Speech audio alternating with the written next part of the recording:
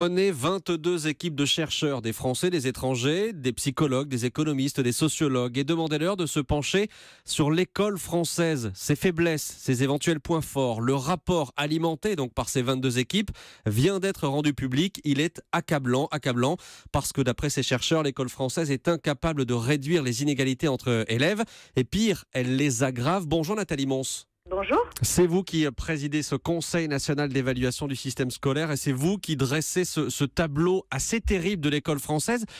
Est-ce que j'exagère en disant que pour vous, nous avons le pire système éducatif des pays développés ?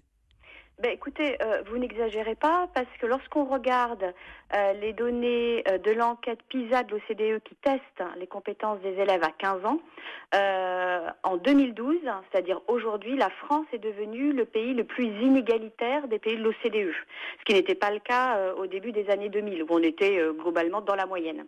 Donc oui, aujourd'hui, les résultats en termes de justice sociale de l'école française ne sont pas au niveau. Ça veut dire que le système qu'on a mis en place, le système des ZEP, ne fonctionne pas du tout ? On se retrouve aujourd'hui dans une situation qui est paradoxale.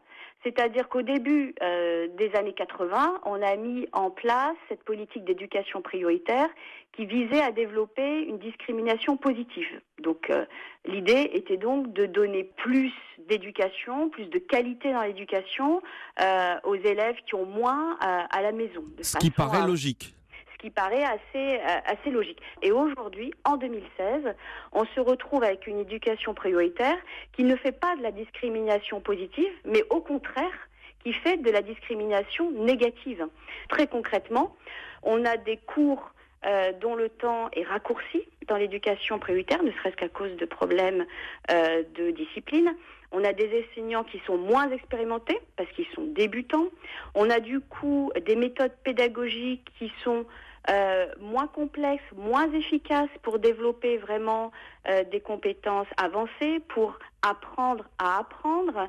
Et on a surtout des établissements qui sont beaucoup plus ségrégés, dont on sait que ça a des effets délétères sur les apprentissages des jeunes. Une toute dernière question, Nathalie Mons. Dans votre rapport, on lit que certains pays qui étaient, j'allais dire, très mal notés, comme les États-Unis, l'Allemagne, la Suisse, par exemple, qui étaient très critiqués il y a des années, eh bien, ils ont réussi à corriger leurs erreurs. Qu'est-ce qu'ils ont fait exactement ?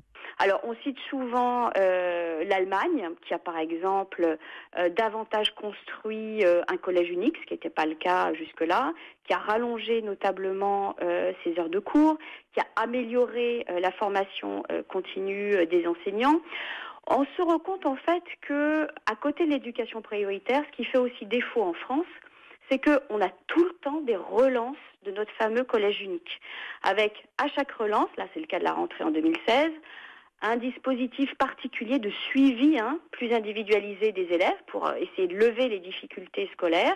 Et en fait, on a toujours le même défaut, c'est-à-dire que on travaille à la marge des heures de cours des élèves. C'est-à-dire, on dit voilà, on prend quelques heures pour les aider dans un travail individualisé. Alors que les autres pays qui réussissent, les pays scandinaves, certains pays asiatiques, etc., qu'est-ce qu'ils font ? Ils vont changer, sur les 15 dernières années, ils ont totalement changé la façon de faire cours, mais dans tous les cours. Donc, ils ont introduit de nouvelles méthodes pédagogiques parce qu'ils ont fait de la formation continue. Et la France est dans une situation paradoxale, c'est-à-dire qu'en Europe, nous sommes un des rares pays où il n'y a pas de formation continue obligatoire des enseignants. C'est une revendication des enseignants d'avoir plus de formation continue. Merci Nathalie Mons, merci beaucoup d'avoir été avec nous. Merci, au revoir.